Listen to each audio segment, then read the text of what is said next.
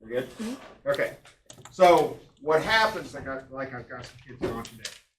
So what I'll do is I'm recording this lecture, and also you can go back and watch the lecture. So I have my own YouTube channel, search for Stan Burkamp. Underneath there's going to be a playlist that says AP Physics. And so what I'll do is I'll upload this video later on today to that playlist. So if you're gone, I'm going to say the R word. It's your responsibility to go and watch those videos. So that's why I put them up there. And what I'll do is I'll typically label them by the date. So this would be August 21st, 2026. And typically I record them in kind of different parts. So it might be part 1, part 2, part 3. So those will be out there. If you're gone, go back, watch those videos. Okay, so let's talk about the lab from yesterday and how I was already somewhat frustrated. But that's okay. We can do this. So here's what the first graph should look like. You're going to have force here in newtons. You're going to have elongation here in meters. You all said that the graph is going to start at 0, 0, which it is. Why is the graph going to start at 0, 0?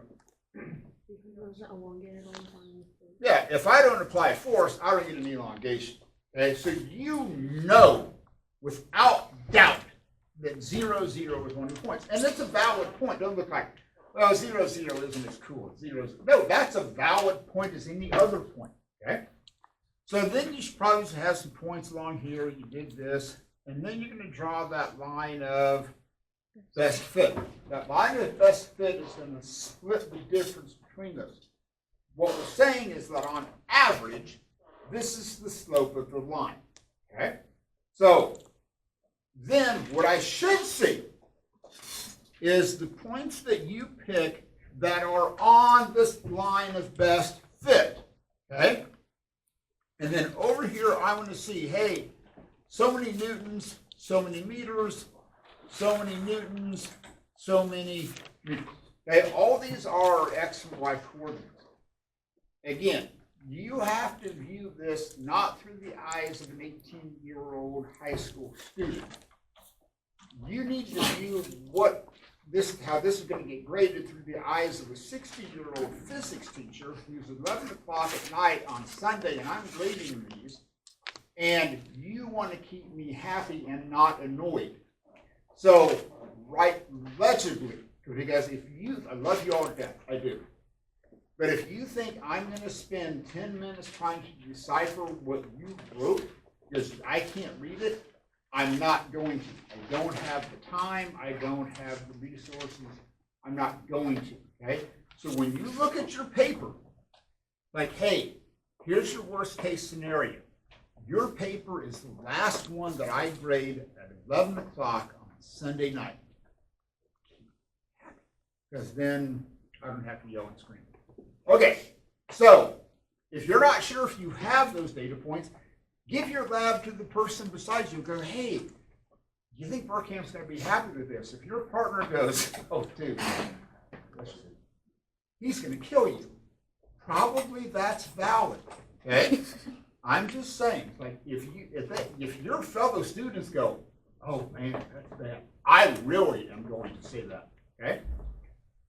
So at some point, I want to see your slope. Now, yesterday, I spent an inordinate amount of time going through the MKS system and the importance of units. You have to embrace this idea that units become a part of your thought process. Get over this idea that, oh, I'm just going to focus on the answer.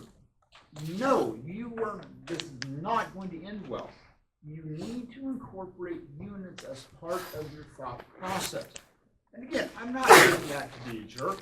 If I, after 30 years of teaching physics in this room, if I thought, oh, they really don't have to worry about that, I would tell you not to worry about it.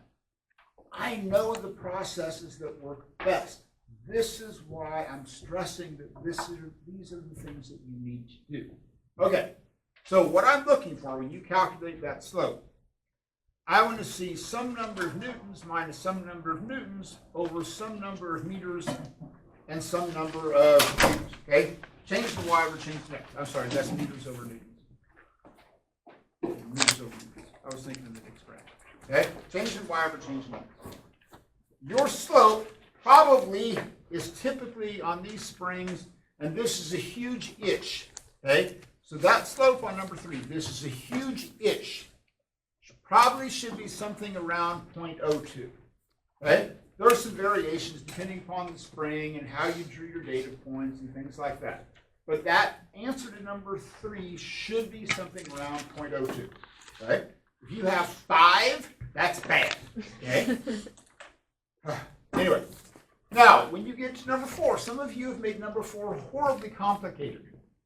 This is a linear function. You've always seen y equals mx plus b before. Lots of times. What does b represent? Y-intercept. What's your y-intercept? 0.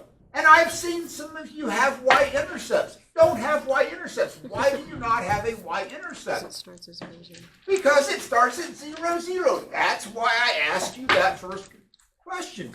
Don't worry about the y-intercept. It's not part of the equation because it starts at 0, 0. Cool. Now, also on number 4, I tell you, including the units for the slope. So there's a couple of ways you can do this. On your y-axis, you graph elongation. So you could say, hey, my elongation is going to be your slope, 0.02. Make sure you put in the units with it, and that's going to be important later on. So many meters per Newton times your force, which is on your x-axis. So if you want to put it in terms of what you're actually graphing, that's cool. If you just want it in terms of a generic y equals that slope times x, you can do that. I don't care. It's just however you want to handle how you write that linear function. Okay? But just make sure that you have the slope with that. Now, when you get to number 5, okay? I say using your equation, which means I want to see what you did. Okay? I want to see what you did. Now, let's say you do something like this. Okay? First off, this is going to be an absolute train wreck.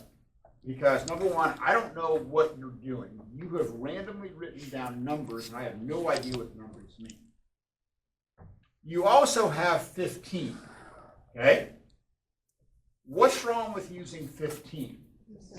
That's in centimeters. There is no way on Isaac Newton's green earth that you can take centimeters and divide that by meters per Newton and get newtons. Okay?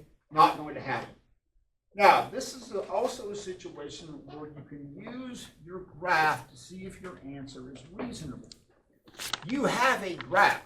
Okay? Use it. This is 0.15 meters.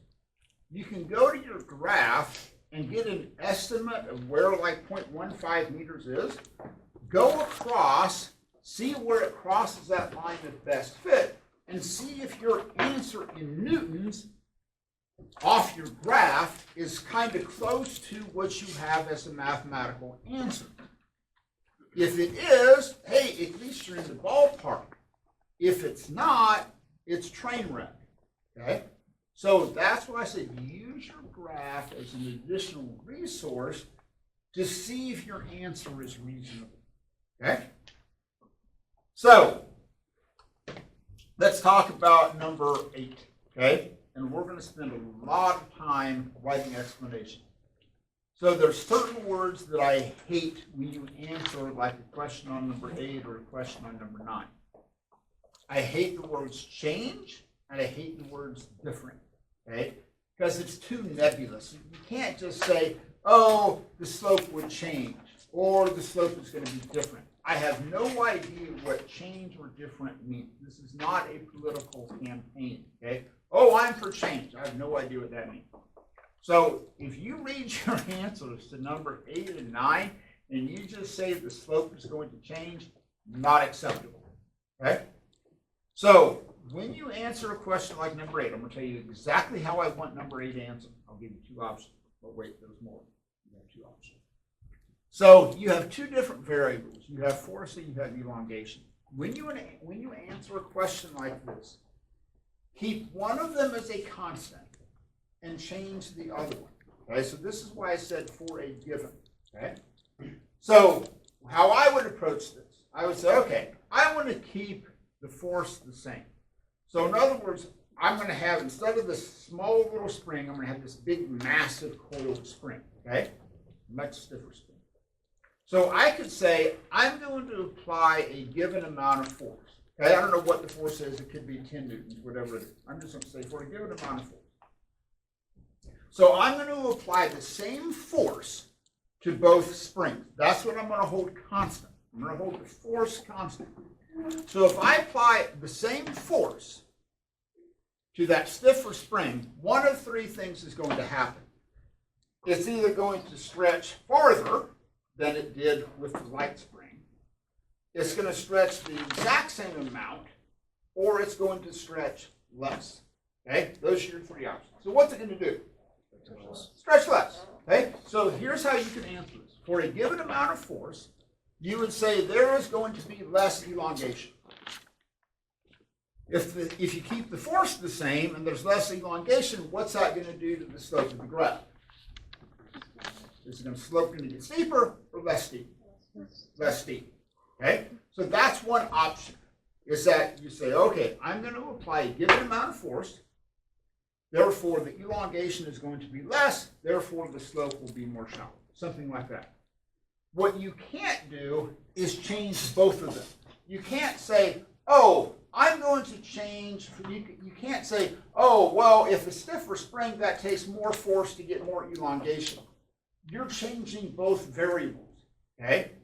You can't do that. You need to keep one of them the same. Now, your other option is you say, hey, I'm an elongation fan. I'm into elongation. Great, good for you, okay? So then you could say, I want the same elongation. You could say for a given amount of elongation, so in other words, I want it to stretch the same amount, okay, for a given elongation. That would take then more force. That would also cause, you're going to end up at the same results because it's going to cause that slope to flatten out. So you could either keep the force the same or you could keep the elongation the same. Those are your two options, okay? And then look at what that does to the graph.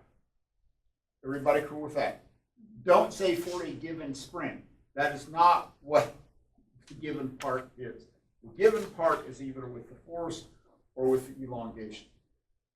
Everybody cool with those answers? Okay.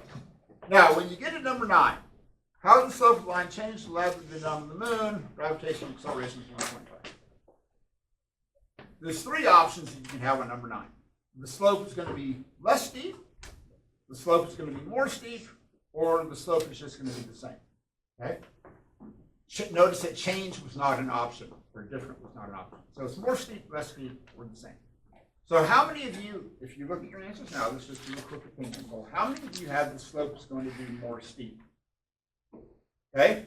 1, 2, okay, 3. How many have the slope is going to be less steep? Okay, more than that. Okay, about half the class. How about the slope's just going to be the same? Smallest number, okay. All right. The vast majority of you think the slope's going to be less steep. Okay, so let's chit-chat about this.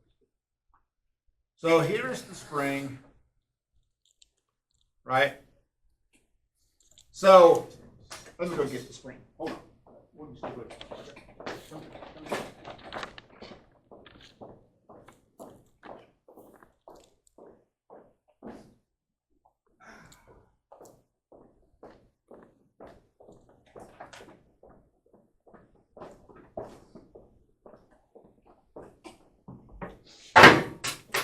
Okay, here we go. So I'm going to use my hand as the force meter. Okay. So here I am on Earth in an atmosphere. Life's good.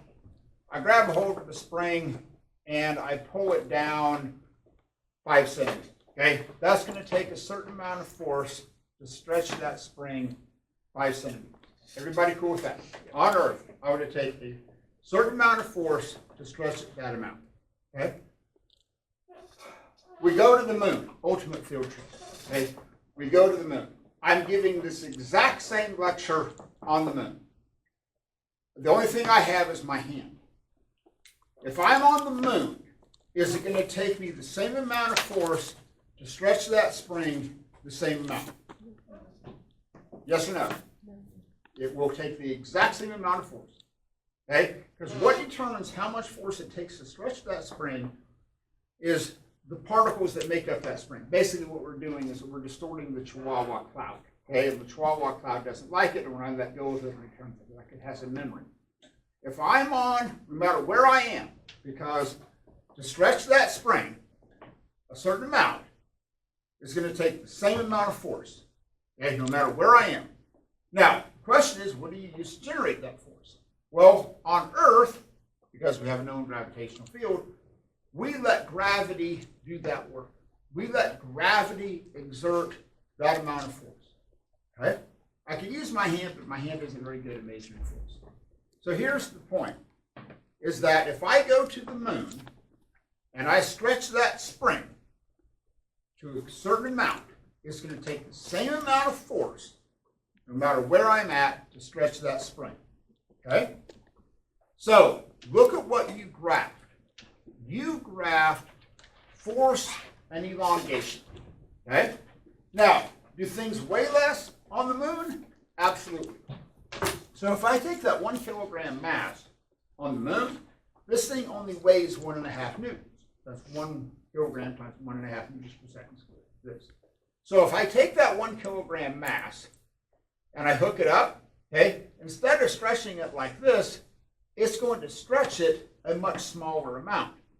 But what's going to happen then, instead of being over here like at 10 newtons, now that's only going to be like at 1.5 newtons. But it's the same ratio of force and elongation. So what's going to happen to the slope? Stay the exact same. Because it's the same ratio of force to elongation. Now, if you don't have that answer, I see a lot of erasing going on right now. Okay? This is why we cover things. Okay? Because it's easier, this is somewhat selfish on my part too, it's easier for me to grade papers that are right than papers that are wrong. So if you have a wrong answer, it's like, oh man, you know, this isn't like chess where you take your hand off the game piece and you can't go back and change it. It's like, I'm not going to tell you, no, you can't change your answer. No, I want to count that wrong. Okay? Go back and change it. This is where we're going over this stuff. Right? Now, if you did this on the lab, on the moon, and you use the exact same, this is going to be important later on. If you use the exact same masses, all the data points will just be much closer together. Instead of going from like 0 to like 9.8 or 10 or whatever, you'd be going from like 0 to 1.5. So it would just become much, much more complete. Okay. Cool with that answer. All right. Now, when you get to that second graph on number 10,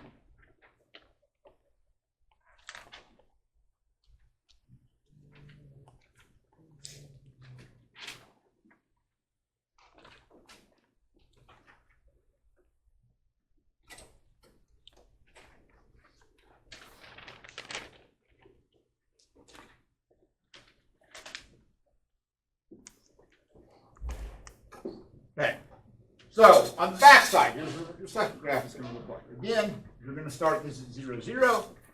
You're going to plot these data points. You're going to draw a line of best fit.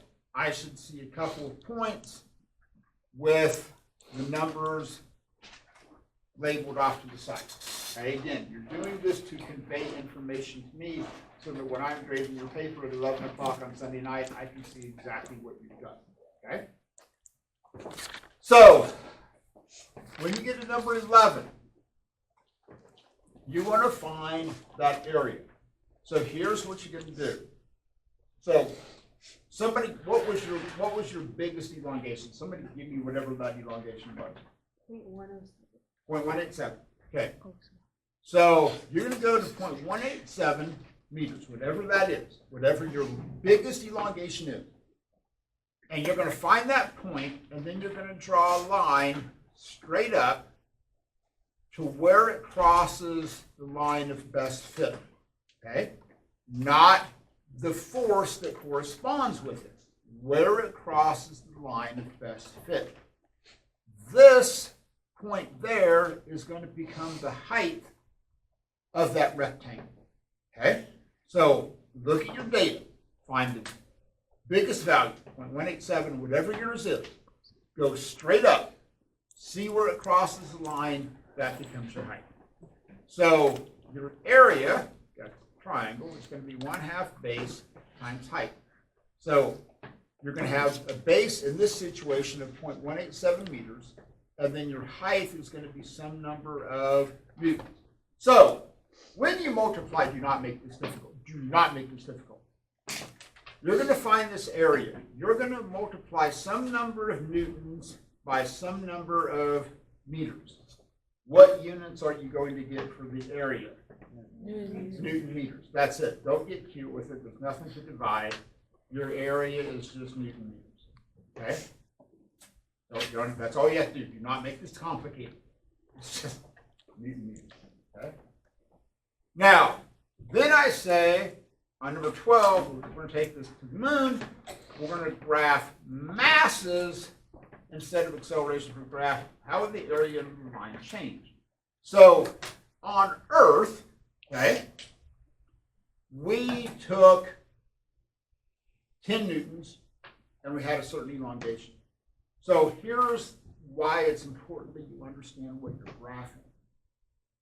If I plotted mass and elongation, so here would be my 1 kilogram mass, and that's going to create a certain amount of elongation on Earth. Okay? So imagine this graph.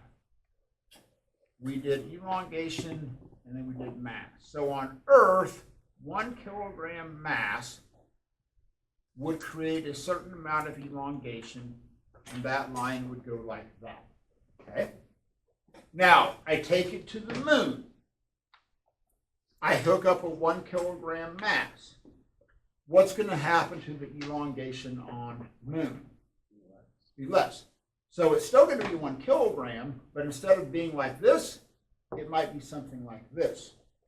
So if I have the same 1 kilogram mass, what's going to happen to the elongation? It's going to become less, so the line's going to flatten out. So what's going to happen to the area underneath that line?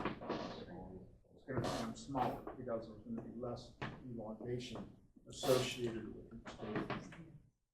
Okay? Good with that. Okay? Now, when you get to number 13, when the spring is in equilibrium, this is what I'm talking about. This is a situation where it's in equilibrium. Is there a greater force on the bottom of the spring or the top of the spring? Okay? So in other words, when this is here, gravity, this is what I use this as a segue into Newton's laws of motion. So the Earth is pulling down on the mass. By Newton's third law, the mass has to be pulling back up on the Earth. This is pulling down with a certain amount of force. That has to be pulling back up with an equal amount of force. So this is the complete manifestation of Newton's third law of motion. When this system is in equilibrium, the only way that's in equilibrium if all the forces are balanced. So the same amount of force is being pulled down is the same amount of force that's acting up. Okay? Does anybody else have any other questions? Anything at all you want me to go over? If you're not sure if your points are labeled, ask a friend. Okay? Hey, do you think Perkins will be happy with these labels? If your friend goes, not a good answer. So here's what I want to have happen. Staple the graphs to the back. Now, I've had to start doing this in the past 3 or 4 years. Okay. So when you staple things together, okay, and again, you want to view this from my perspective. So when you staple this, make sure that like the corners are all lined up, okay? I don't want this to look like a third grader stapler who, doesn't know how to staple. Staple it together. make sure everything is lined up nicely. See, and the reason I do that is like I'm going to have 25 of your papers to grade. And if half of your papers aren't lined up, then when I go to bundle them all up, then it turns into like a Jenga party. And that's not a cool look, okay? So just make sure all the edges are lined up. Put one staple in that top left-hand corner, get it handed in. All right, thank you. And there's a stapler that's hanging from the ceiling, and then there's a stapler down there. Okay, so stop the opera camera.